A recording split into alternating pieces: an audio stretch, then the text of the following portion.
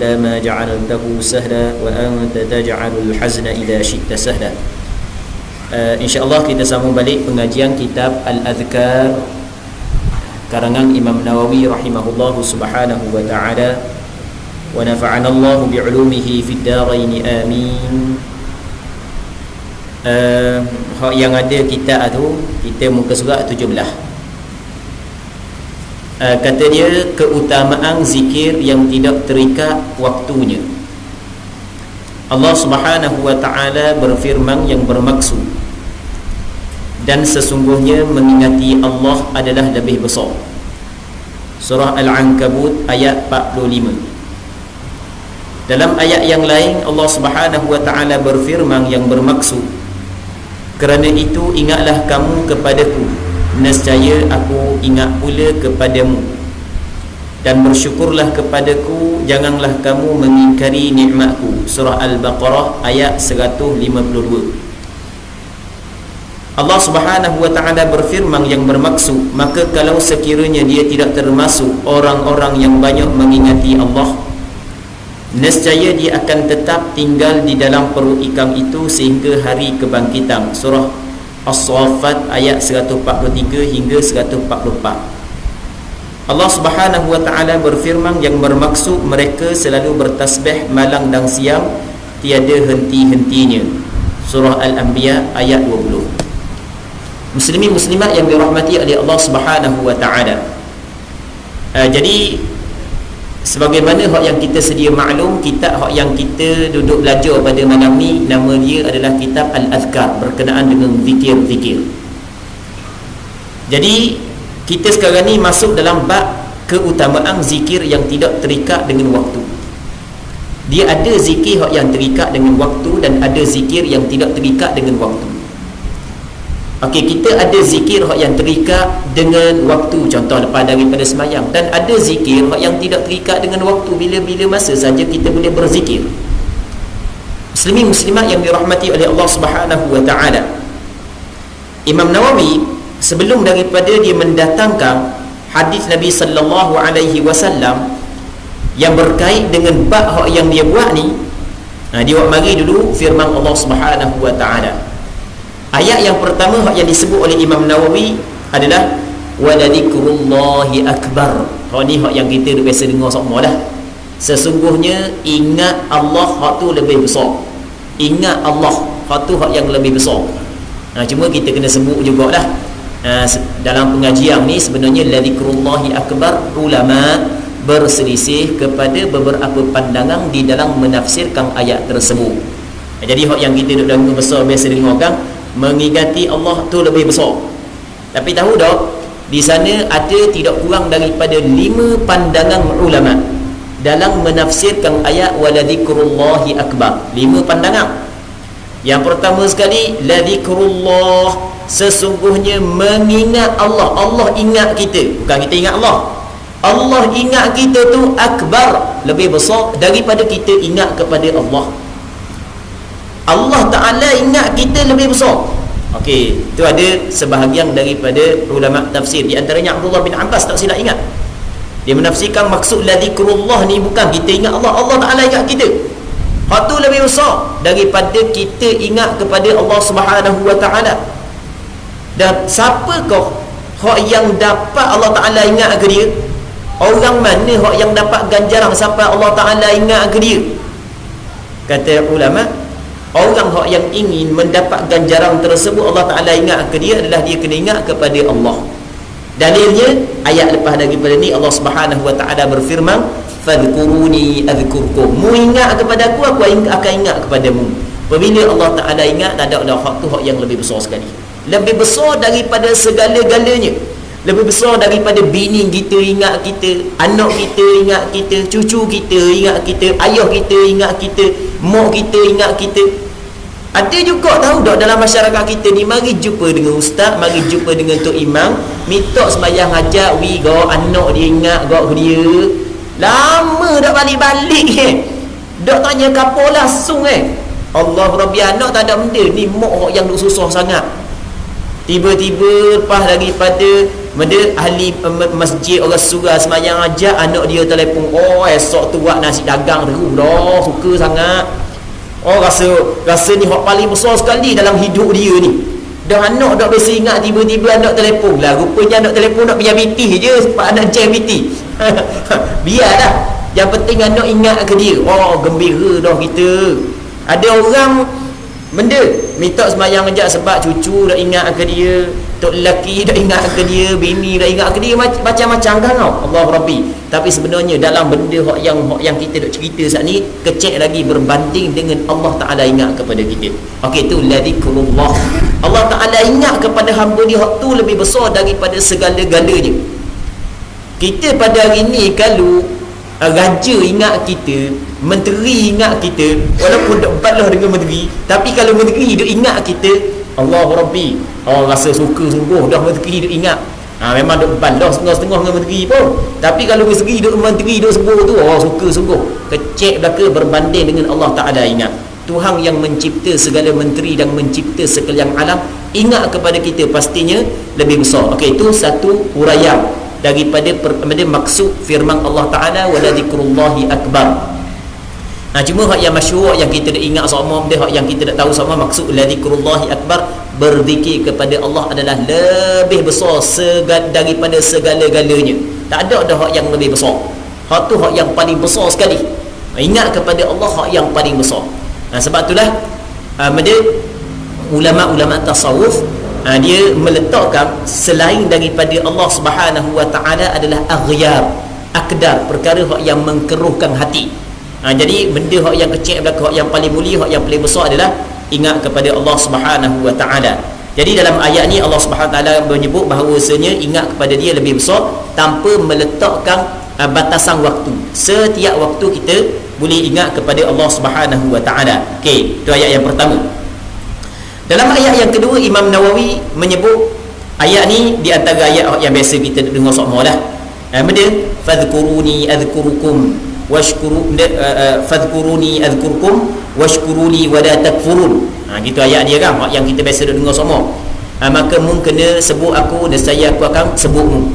Mu kena ingat kepada aku, maka aku akan ingat kepadamu.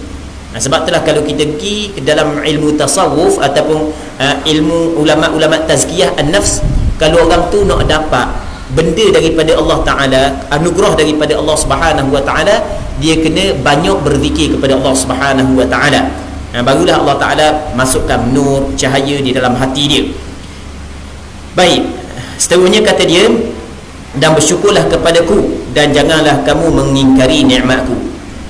Ayat yang ketiga yang Imam Nawawi menyebut dalam kitab dia ni, dalam bab keutamaan zikir yang tidak terikat dengan waktunya adalah, maka kalau sekiranya dia kembali kepada Nabi Allah Yunus, tidak termasuk orang-orang yang banyak mengingati Allah. Di dalam Al-Quranul Karim Allah Subhanahu Wa Ta'ala menyebut la minal musabbihin, orang yang bertasbih kepada Allah Subhanahu Wa Ta'ala, nescaya dia akan tinggal di dalam perut ikan itu sampai hari kebangkitan. Ni kita tak faham cerita ni hanya baca kodoh ni. Mereka kita kena, untuk faham masalah ni kita kena cerita secara keseluruhan, secara ringkas lah. Di antara Nabi yang diutuskan oleh Allah Subhanahu Wa Ta'ala, nama dia adalah Nabi Yunus bin Matta. Diutuskan di negeri Nainawa. Nainawa ni adalah satu negeri di negara Iraq. Jadi oleh kerana penduduk Nainawa menyembah berhala, melakukan syirik kepada Allah Subhanahu Wa Ta'ala, maka Allah Subhanahu Wa Ta'ala mengutuskan seorang rasul yang nama dia adalah Yunus bin Matta. Dan Yunus bin Matta diberi gelaran sebagai Dhunnun ataupun Dhinnun. Apa makna Dhinnun? Tuang kepada ikan nun. Ikan nun ni adalah ikan yang telang dia. Ya, Nabi Allah Yunus bin Matta, dia dakwa hajar orang kampung dia, orang negeri dia supaya mentauhidkan Allah, supaya tunduk taat kepada Allah, tinggal melakukan syirik, tapi tak mau ikut setagap. Last sekali dia kata, kalau mu tak mau ikut, rekahlah ceritanya. Mu tak mau ikut, mu tunggulah azab daripada Allah. Dia pun dalam keadaan marah, dia tinggal kampung dia. Dia tinggal, dia menuju ke Medan laut. Dia pun naik kapal. Sekali dengan orang yang duduk ada atas kapal, dia naik atas kapal pun belayar-belayar, tiba-tiba mari rombok hok yang kuat nak lekuk kapal, bincang-bincang nak awan ni kita kata kena buang dah barang-barang tu tahuk belaka dah. Masih dak tu lagi mesti kena tahu orang pula mengundi kena Nabi Allah Yunus. Dalam riwayat dalam kitab tafsir menyebut 3 kali. Kali pertama kena dia orang duk tengok dia orang baik, orang soleh, orang kata dapat ngundi sekali lagi ngundi sekali-kali kena dia juga, dia nak pecat baju dah orang tak kali ketiga kena dia juga, last sekali dia pecat baju dia terjun dalam laut. Masa dia terjun dalam laut, dia yakin bahawasanya Allah Subhanahu Wa Taala menyelamatkan dia. Mari ikan al-hut, dalam Al-Quran menyebut al-hut, telang dia dalam ikut, dia ingat mati dah dia, tapi dia duduk gerak-gerak, masih lagi boleh gerak. Lama mana duduk dalam perut ikan tu, ulama berselisih pandangan. Ada kata 40 hari, ada kata beberapa jam je, ada kata 3 jam, 3 hari, macam-macam lah.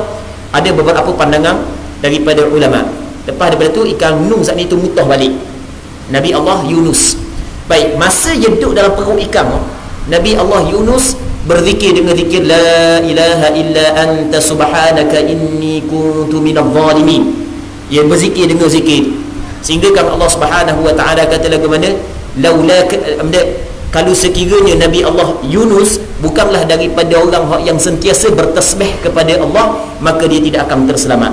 Tengok besarnya ganjaran orang yang berzikir, termasuknya bertasbih. Sebab itulah dalam satu hadis yang diriwayat oleh Imam Tirmizi, Nabi sallallahu alaihi wasallam menyebut, kata Nabi sallallahu alaihi wasallam, da'watu dhinnun, doa dhinnun, maksudnya doa Nabi Allah Yunus bin Matta, idh da'a fi batnil hut, yang mana doa ni dia berdoa ketika dia berada dalam perut ikan Nuh, ikan hut, ikan Nuh, ikan besar. Kata Nabi sallallahu alaihi wasallam, la yad'u rajulun muslimun biha, tidak ada seorang Islam pun yang berdoa dengan doa tersebut, fi syai'in qattu, dalam apa jua perkara pun, illa istajaba Allahu lah, melainkan Allah Ta'ala mustajabkan bagi dia. Okey, doa ni kita perbanyakkan doa ni ketika kita berada dalam kesusahan. La ilaha illa anta subhanaka inni kuntu minadh zalimin. Ni apa yang disebut oleh Nabi sallallahu alaihi wasallam dalam hadis yang diriwayat oleh Imam Tirmizi. Dan hadis ni dinilai sahih oleh sebahagian daripada ulama hadis. Muslimin muslimat yang dirahmati oleh Allah Subhanahu Wa Taala, doa Nabi Allah Yunus bin Matta adalah doa yang memang cukup digalakkan oleh Nabi sallallahu alaihi wasallam agar kita beramal dengan doa tersebut.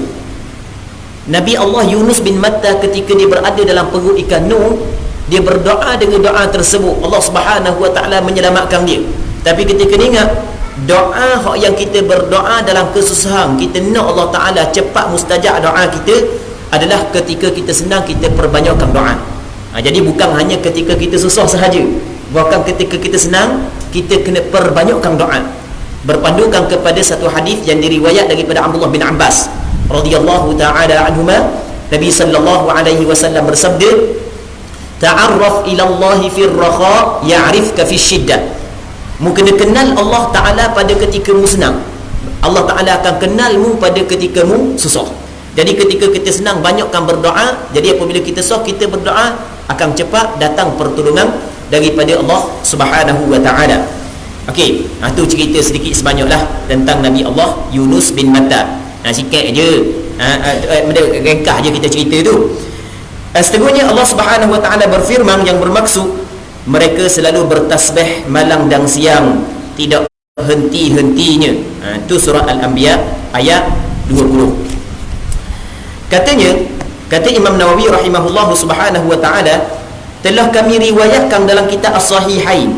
Kalau kata As-Sahihain, dia merujuk kepada Sahih Bukhari dan Sahih Muslim. Kedua-dua imam ahli hadis. Dia ni adalah imam kepada ahli hadis, maksudnya ikutan kepada ahli hadis.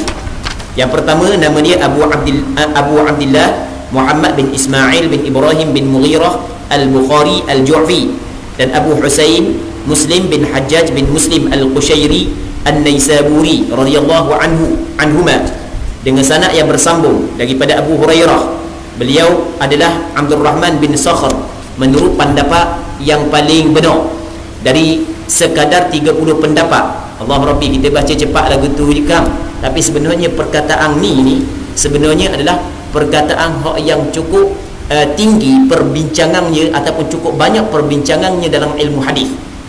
Jadi Imam Nawawi kaya pandangan yang paling kuat, nama dia Abdul Rahman bin Sakhin dalam 30 pandangan. Allah Rabbi, kalau kita tengok ada 3 benda yang penting yang disebut oleh Imam Nawawi. Yang pertamanya nama Imam Bukhari.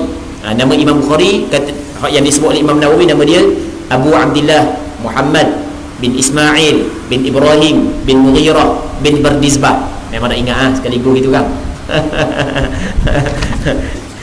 Muhammad bin Ismail, nama Nabi Muhammad. Nabi Muhammad anak cucu kepada Nabi Ismail, Ismail anak Ibrahim. Itu nama Imam Bukhari, Muhammad bin Ismail bin Ibrahim bin Mughirah bin Bardizbah Al-Ju'fi Al-Bukhari. Yang keduanya nama Imam Muslim, Muslim bin Hajjaj bin Muslim. Taukidi nama Muslim pula sekali lagi.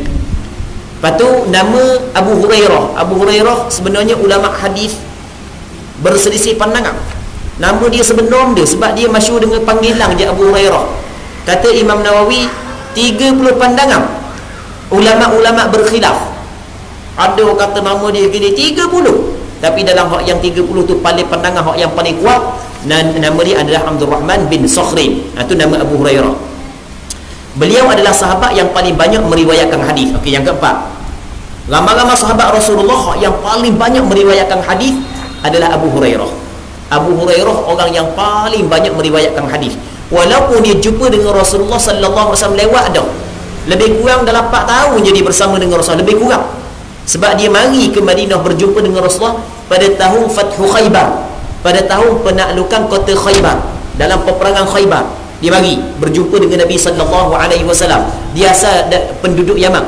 Tapi walaupun dalam tempoh lebih kurang 4 tahun, lebih kurang lah, walaupun dalam tempoh yang sekejap, tapi dia duk cara bab lain, duk cara duduk dengan bersama dengan Rasulullah sahaja. Akhirnya kita dapati sahabat yang paling banyak meriwayatkan hadis daripada Rasulullah adalah Abu Hurairah. Di antara pembantu ataupun benda yang membantu Abu Hurairah kuat ingatan adalah yang pertama usaha dia, yang keduanya adalah doa daripada Rasulullah sallallahu alaihi wasallam sendiri. Lepas daripada Rasulullah doa ke dia, maka benda yang dia dengar terus dia ingat. Kita mana benda yang kita dengar, berapa patah je yang kita ingat. Abu Hurairah apa yang dia dengar terus dia ingat. Dan dia yang paling banyak sekali meriwayatkan hadis, nak banding dengan sahabat-sahabat yang lain, sehingga Aisyah sendiri tak boleh nak lawang lagi dengan dia. Banyak hadis daripada Abu Hurairah lagi berbanding daripada Aisyah radhiyallahu taala anhum jami'an. Katanya bahawa Rasulullah sallallahu alaihi wasallam bersabda, benda yang Rasulullah bersabda, kalimatani khafifatani 'ala al-lisan thaqilatani fil mizan habibatani ila ar-rahman subhanallahi wa bihamdihi subhanallahil azim. Artinya, dua kalimah yang ringan untuk diucapkan dengan lidah. Kata Nabi sallallahu alaihi wasallam, kalimatani khafifatani 'ala al-lisan. Kalimah ni ringan di atas lidah. Biasa lidah ni, biasa ringan ni kena letak di atas neraca. Asal ringan ni kena letak di atas neraca. Jadi kalimah ni memang cukup ringan sangat. Kalau kita letak di atas neraca lidah kita memang cukup ringan. Maksudnya mudah sangat nak cakap ni, nak kata benda ni dua kalimah ni mudah sangat nak ucap, mudah sangat nak kata. Okey, satu. Yang keduanya kata dia berat di atas timbangan, neraca mizan. Dia neraca timbangan ni di akhirat, di padang mahsyar. Amalan setiap daripada hamba Allah Subhanahu wa taala akan ditimbang di atas dua neraca. Satunya neraca kebaikan, yang keduanya neraca kejahatan.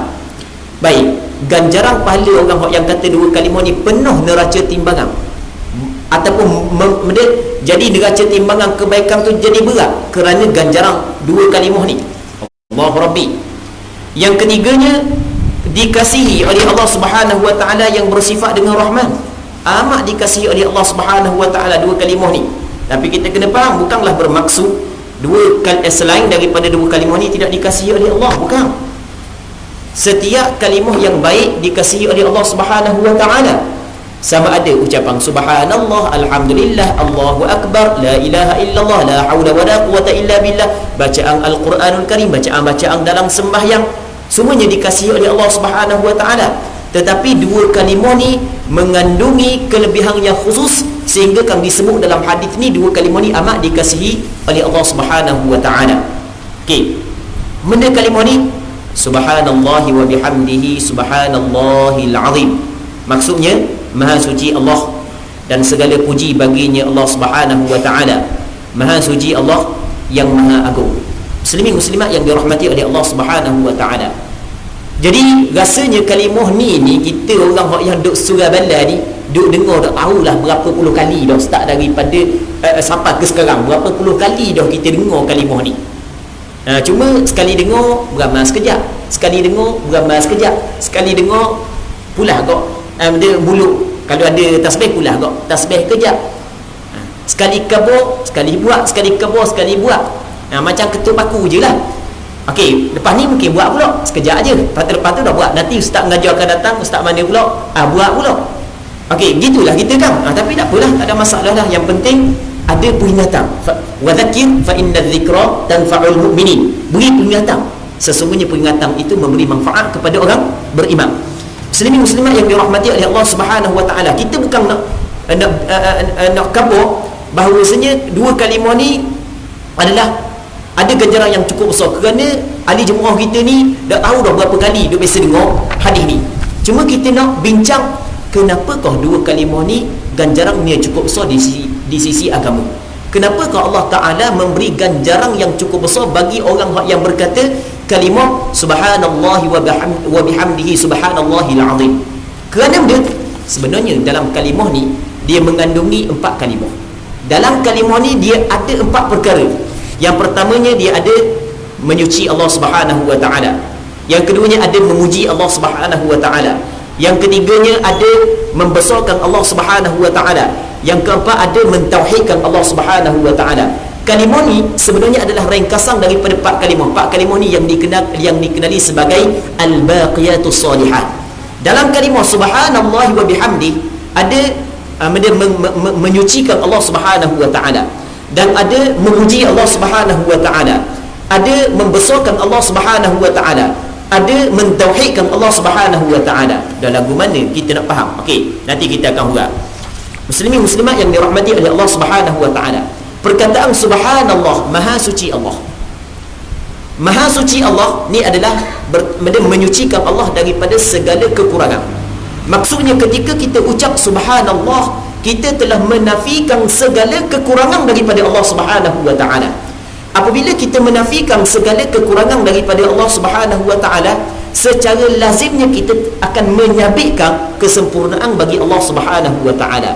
Sebenarnya menafikan kekurangan dan menyabitkan kesempurnaan ini adalah hakikat kenal Allah Subhanahu wa taala, kerana tidak ada yang mempunyai sifat tersebut melainkan Allah Subhanahu wa taala. Allah taala sahaja yang tidak ada kekurangan. Kita Allahu Rabbi dah sawayaklah kekurangan kita, berlambak kekurangan kita. Berlambak kalau kita nak kira.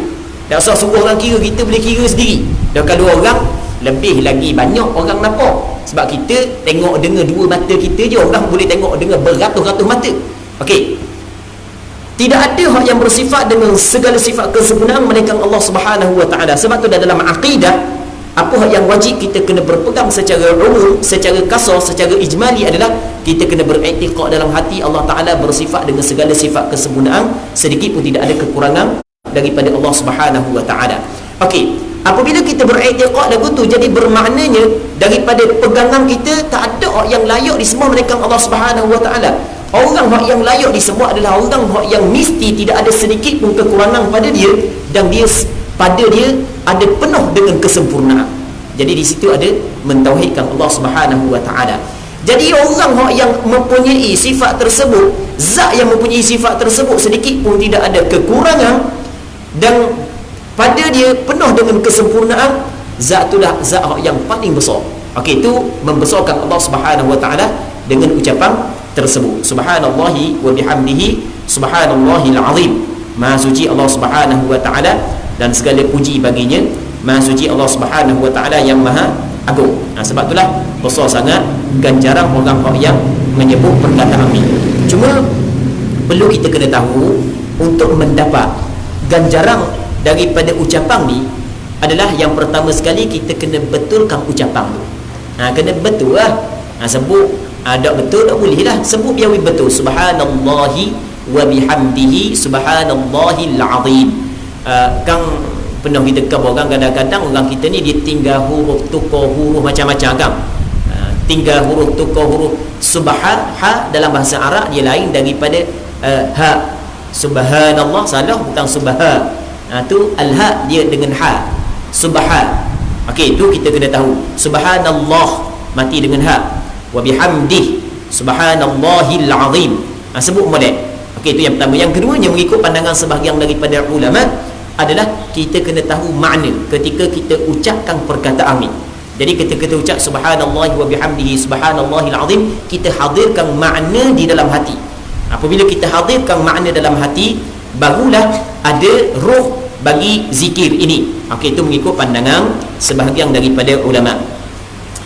Hadis ini adalah hadis terakhir dalam kitab Sahih Bukhari. Hadis yang Imam Nawawi sebut sini, hadis yang terakhir sekali dalam kitab Sahih Imam Bukhari.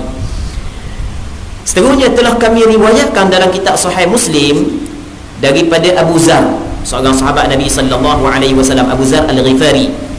Dia berkata, Rasulullah sallallahu alaihi wasallam bersabda kepadaku, ala ukhbiruka bi ahabbil kalami ila Allah ta'ala, inna ahabbal kalami ila Allah subhanallahi wa bihamdihi.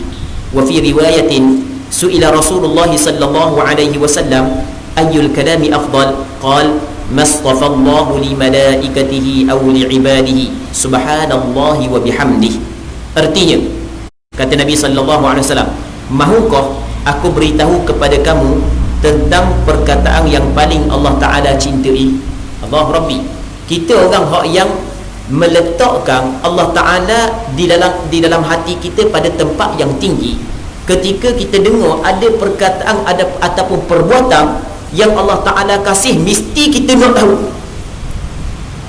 Okey, kita buat contoh. Kita apabila kita kasih kepada seorang, kasih kepada orang puang ke, orang puang kasih kepada orang lelaki ke, kalau kita tahu dia suka benda, memang kita ataupun kita akan cari benda yang dia suka, supaya kita nak beri kepada dia benda yang dia suka, agar bertambah lagi kasih dia kepada kita. Betul tak gitu? Betul tak? Okey, tahukah kita nak contoh orang puang semua kan? Biarlah kita contoh orang puang pun benda rasanya contoh yang lebih tepat kan? Jangan kira hak nikah dah, hak nikah lagi sebab dia hak dak nikah lagi tu dia benda tarikan dia lebih kuat kan? Dia contohkan dah pernah lalu masa bercinta, rasanya pernah lalu belaka kan? Takkan nak tanya seorang-seorang, malu pula hak lepas-lepas dah. Okey, kita masa duduk gila ke orang puang duduk gila ke orang lelaki, dia masa tu kalau orang lelaki dia gila ke puang, dia akan cari benda kau puang paling suka sekali. Begitu juga orang lelaki, dia akan cari benda kau orang puang, begitu juga dia cari benda kau orang lelaki tu paling suka sekali. Kalau ada benda yang paling suka, tu dia akan cari untuk beri kepada orang yang dia sayang. Baik, begitu juga orang Islam, orang beriman yang mempunyai kedudukan, maksudnya Allah Ta'ala mempunyai kedudukan yang tinggi dalam hati dia.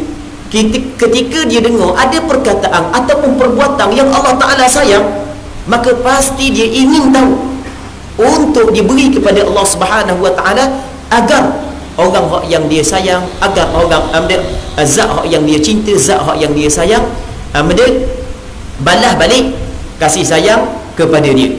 Okey, dalam hadis ni Nabi sallallahu alaihi wasallam menyebut, mahukah aku beritahu kepadamu tentang perkataan yang paling Allah Taala cintai? Benda yang Allah Subhanahu Wa Taala cintai. Kata sesungguhnya perkataan yang paling Allah Taala cintai adalah subhanallahi wa bihamdihi. Maksudnya maha suci Allah dan segala puji baginya.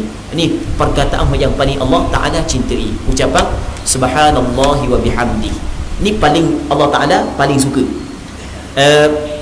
Cuma di sana ada hadis yang kedua yang diriwayat oleh Imam Tirmizi, yang mana Nabi sallallahu alaihi wasallam menyebut afdalul kalam la ilaha illallah seafdal perkataan adalah la ilaha illallah. Okey, nampak pada zahirnya hak sini hak yang paling Allah Taala kasih adalah subhanallah wa bihamdih. Tapi ada hadis yang kedua, hak yang paling Allah Taala suka adalah la ilaha illallah.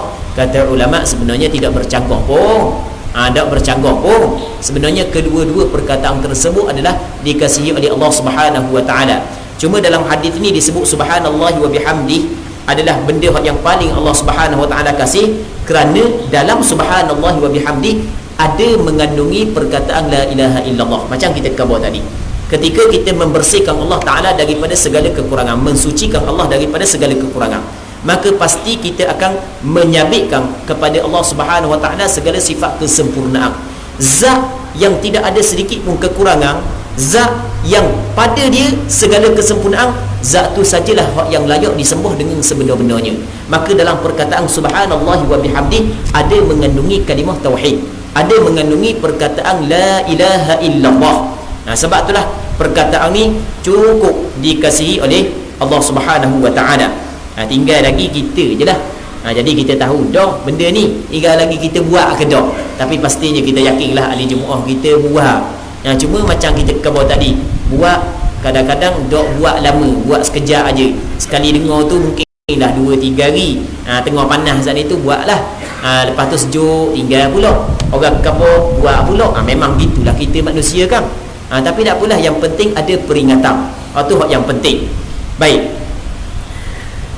Katanya perkataan dalam riwayat lain disebutkan Rasulullah sallallahu alaihi wasallam ditanya perkataan apa yang paling utama.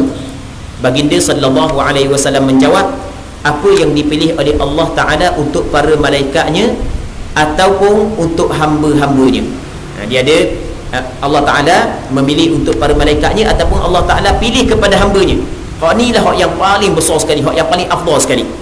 Jadi perkataan mana yang Allah Ta'ala pilih kepada malaikat dan kepada hambanya, iaitu perkataan subhanallah wa bihamdih, maha suci Allah dan segala puji baginya.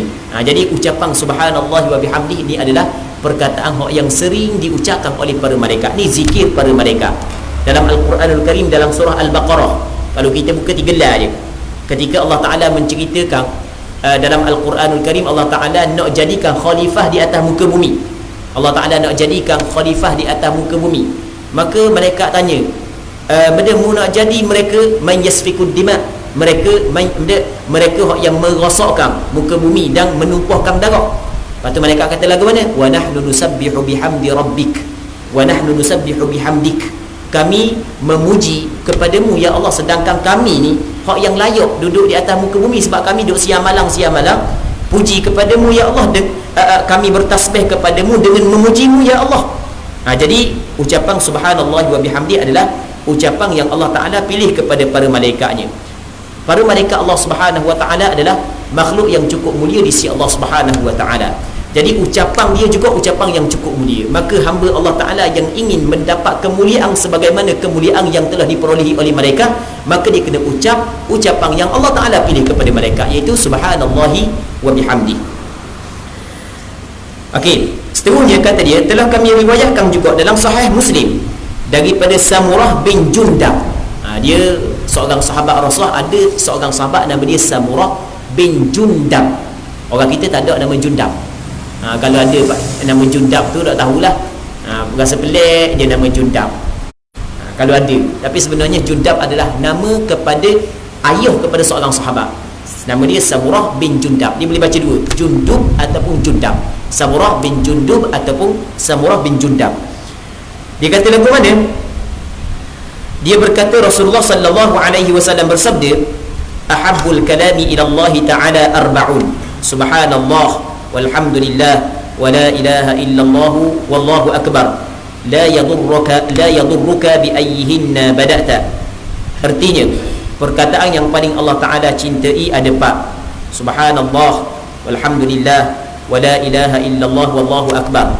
Maha suci Allah, segala puji bagi Allah, tiada Tuhan yang patut disembah selain Allah, dan maha besar Allah. Tidak mengapa bagimu untuk memulakan dari perkataan yang mana pun. Nak mula Allahu Akbar dulu ke, Subhanallah dulu ke, Alhamdulillah dulu ke, La ilaha illallah dulu ke, tak ada masalah.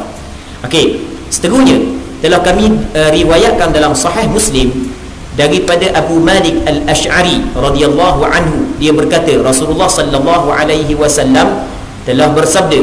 Apa yang Rasul bersabda?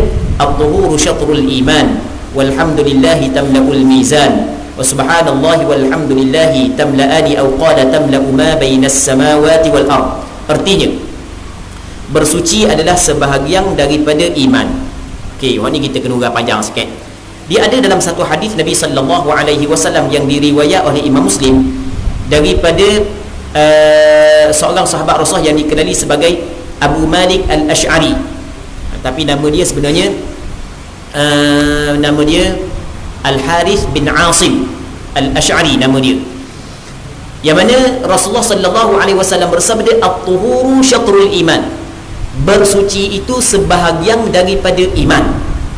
Bersuci adalah sebahagian daripada iman. Ni yang disebut dalam hadis ni.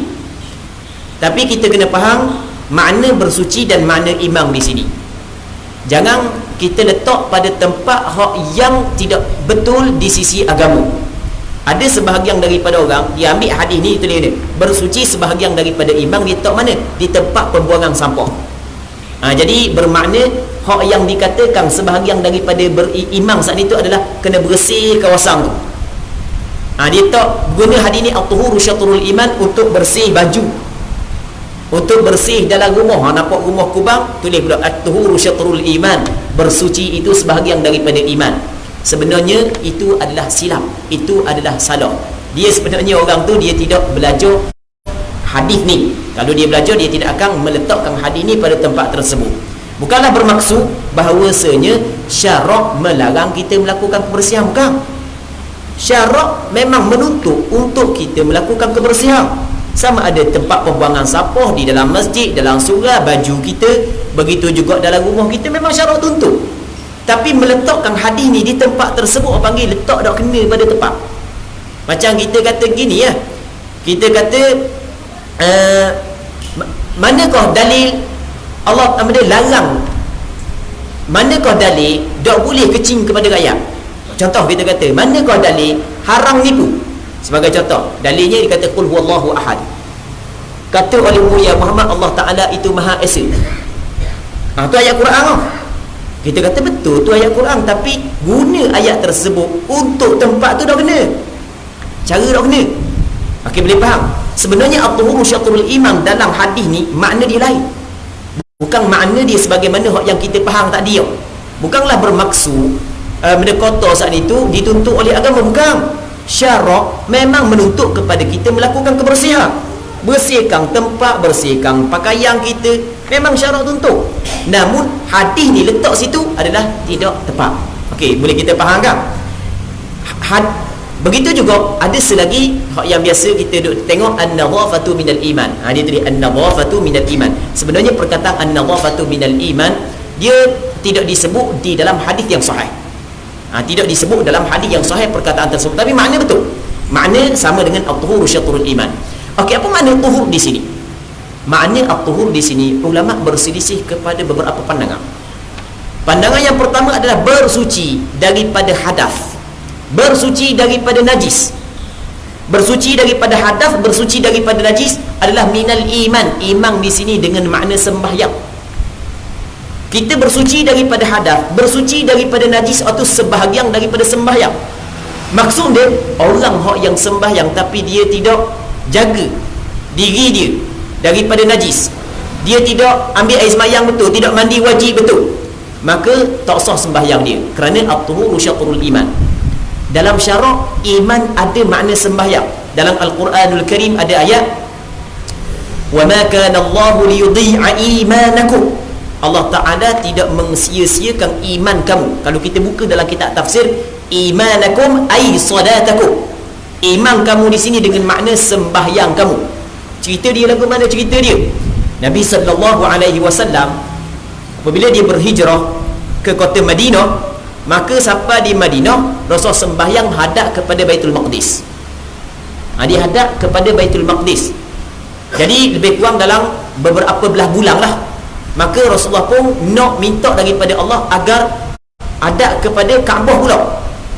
Maka Allah Ta'ala turun ayat, fawalli wajhaka syatral masjidil haram, menghadaplah mukamu ke arah Masjidil Haram. Jadi apabila Allah Ta'ala turun ayat tersebut, maka Rasulullah hadap ke Masjidil Haram. Siapa ke di Madinah, kalau biasa orang pergi buat umrah, dia akan ziarah Masjid Qiblatain, masjid dua kiblat. Yang mana dalam masjid dua kiblat tu, mimbar dia sana se. Mimbar dia ada dua. Mimbar hak sana tu mimbar hak asal. Lepas tu mimbar sana. Okey, boleh faham tak? Jadi asal hadap ke Baitul Maqdis ke sana. Lepas tu tukar hadap ke sini pula. Okey, kalau orang pergi Madinah lah, dia akan ziarah Masjid Al-Qiblatain. Jadi apabila turun ayat Allah Ta'ala suruh hadap kepada Masjidil Aqsa, maka sebahagian daripada sahabat Rasul kata, dah kawan-kawan kita hak mati dah, hak semayang sebelum daripada ni dah pernah menghadap kepada Masjidil Haram, kepada Kaabah, dan Allah Ta'ala terima dah semayang. Hak yang kita dah semayang sebelum daripada ni, hak kita dah hadap kepada Masjidil Aqsa, Allah Ta'ala terima ke tak? Datuk Allah Ta'ala kata lagu mana? Wa ma kana Allahu liyudhi'a imanakum. Allah Ta'ala tidak mensia-siakan imanakum, yakni sembahyang kamu. Jadi hak mu semayang sebelum daripada ni, walaupun menghadap kepada Baitul Maqdis, tetap Allah Subhanahu wa Ta'ala terima. Jadi dari itu kata ulama, iman semayang dinamakan juga sebagai iman. Sebab itulah kalau kita tengok majoriti ulama Ahlus Sunnah wal Jamaah, dia kata iman ni dia merangkumi tiga, bukan hanya daripada sudut i'tiqad sahaja. Sehingga kan Imam Syafi'i katakan iman ni adalah yang pertama at-tasdiqu bil janan, at-tasdiqu bil janan, hati kita membenarkan. Yang keduanya adalah wal iqrar bil lisan, pengakuan dengan lidah. Yang ketiganya adalah wa amalun bil arkan, perbuatan dengan anggota-anggota zahir. Nah, sebab Allah Ta'ala meletakkan sembahyang tu sebagai iman, sedangkan padahal kita tengok sembahyang ni dilakukan oleh anggota zahir. Muslimin muslimat yang dirahmati oleh Allah Subhanahu wa Ta'ala. Jadi okey, itu pandangan yang pertama, at-tuhuru syatrul iman, bersuci itu adalah sebahagian daripada iman. Okey, pandangan yang kedua, bersuci sebahagian daripada iman. Iman ni dengan makna imam. Iman ni adalah dengan makna imam, merangkumi i'tiqad dalam hati, pengakuan dengan mulut, lepas tu perbuatan dengan anggota zahir. Okey, merangkumi tiga perkara ni imam. Sebenarnya imam hak yang kita khabar merangkumi tiga perkara, sebahagian daripadanya adalah bersuci. Dalam satu hadis yang diriwayat oleh Imam Bukhari dan Muslim daripada Sayyidina Abu Hurairah radhiyallahu taala an, kata Nabi sallallahu alaihi wasallam, al-imanu bid'un wa sittuna aw qal bid'un wa sab'una syu'bah. Iman ni ada 60 lebih ataupun 70 lebih cabang. Iman banyak cabang dia. Kata Nabi sallallahu alaihi wasallam, a'laha, hak yang paling tinggi sekali adalah qaulu la ilaha illallah, hak tu hak paling tinggi sekali. Perkataan ucapan la ilaha illallah, hak tu paling tinggi. Wa adnaha, hak yang paling rendah sekali iman, imatatul adha 'anil tariq, menghilangkan perkara yang mengganggu orang daripada jalan. Kata Rasulullah, wal haya'u syu'batun minal iman, malu adalah sebahagian cabang daripada iman. Okey, jadi iman ni apa yang disebut oleh Rasulullah ada 70 lebih. Sehingga kan ada sebahagian daripada ulama kata ada 77 cabang iman. Kalau kita tengok kepada cabang-cabang iman, dia tidak lari daripada dua perkara. Yang pertamanya, menafikan, menghilangkan, kita kena membersihkan diri kita daripada hal tersebut. Yang keduanya, kita kena apakah? Ada benda yang perlu kita kena tinggal, ada benda yang perlu kita kena buat. Tinggal tu makna kena bersihkan daripada diri kita. Di antara benda yang kita kena bersihkan daripada diri kita adalah syirik. Kena bersihkan daripada hati kita syirik. Maksiat kita kena bersihkan daripada diri kita. Jadi perkataan at-tuhuru syatrul iman, bersih daripada perkara yang dilarang, itu adalah sebahagian daripada iman. Manakala sebahagian yang lain adalah kita buat benda yang diperintah. Okey, boleh faham tak? Okey, itu maksud at-tuhuru syatrul iman. Allah Rabbi. Ini apa yang dihurai oleh para alim ulama. Setengahnya kata dia, ucapan Alhamdulillah dapat memenuhi neraca timbangan. Besarnya ganjaran bagi orang yang mengucap Alhamdulillah. Kerana dalam ucapan Alhamdulillah, sebagaimana yang kita khabar tadi, dia mengandungi hakikat mentauhidkan Allah Subhanahu wa Ta'ala. Dalam ucapan Alhamdulillah, dia mengandungi 4 kalimah yang paling dikasihi oleh Allah Subhanahu wa Ta'ala. Ada menyucikan Allah, ada menyabitkan kesempurnaan bagi Allah, ada mentauhidkan Allah Subhanahu wa Ta'ala. Hak yang last sekali adalah membesarkan Allah Subhanahu wa taala. Dah ingat dah. Ucapan alhamdulillah memenuhi neraca timbangan. Ucapan subhanallah walhamdulillah memenuhi antara langit dan bumi.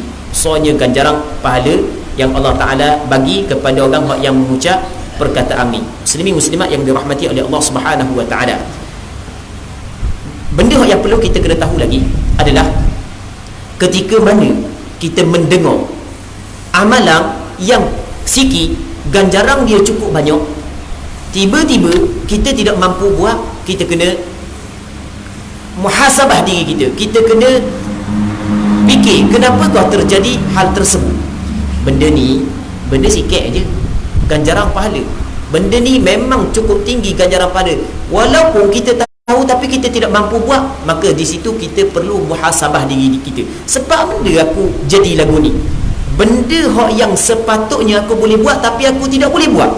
Benda yang akan menjamin aku untuk mendapat kebahagiaan di negeri yang kekal abadi tapi tidak aku dapat buat. Kenapa kau jadi lagu ni dalam diri kita? Kita kena muhasabah supaya kalau sekiranya kerana dosa yang kita lakukan, maka kita boleh bertaubat di atas kita boleh bertaubat kepada Allah Subhanahu wa taala di atas dosa yang kita lakukan. Dia kadang-kadang punca daripada kita rasa malas untuk melakukan ibadat dan seumpamanya adalah kerana dosa yang ada pada diri kita. Maka untuk menghilangkan dosa tersebut adalah bertaubat kepada Allah Subhanahu wa taala. Seterusnya telah kami riwayatkan juga daripada Juwairiyah Ummul Mukminin. Juwairiyah ni adalah isteri Nabi sallallahu alaihi wasallam. Sebab tu dia kata ibu kepada orang beriman. Dia semua isteri Rasulullah adalah ibu kepada orang beriman, ibu kepada kita. Isteri Rasulullah semua sekali. Tapi kena ingat, ibu pada sudut yang pertama, pada sudut mesti kita kena menghormati dia. Sama ada ketika dia hidup ataupun selepas daripada dia mati. Okey, sebagai contoh, ada sebahagian daripada Syiah, dia memang cukup mencela Aisyah dengan Hafsah. Ketika kita dengar dia cela, maka kita kena membela. Itu termasuk dalam kita memuliakan isteri Nabi sallallahu alaihi wasallam, memuliakan ibu kita. Kita kalau mak kita, orang kata ke mak kita, Allah tu baik, orang mereh kita lawan. Mak kita kalau orang kata, ni bukan setakat mak kita, isteri Rasulullah, mak kepada seluruh orang beriman. Jadi orang kata mesti kita kena bela, sebab kita perlu kena muliakan, mesti kita perlu menghormati. Okey, itu yang pertama. Yang keduanya, ibu daripada sudut tidak boleh berkahwin setelah daripada kewafatan Rasulullah. Adapun daripada sudut aurat, dia bukan sama dengan ibu kita. Daripada sudut saka, dia bukan sama dengan ibu kita. Ibu kita apabila dia mati, maka anak boleh saka. Dia anak ni tak ada siapa yang boleh halang, mesti dia dapat, sama ada anak lelaki ataupun anak puan. Baik, jadi adakah isteri Rasulullah apabila dia wafat, dia mati, kita sebagai orang beriman boleh saka daripada dia? Tak boleh.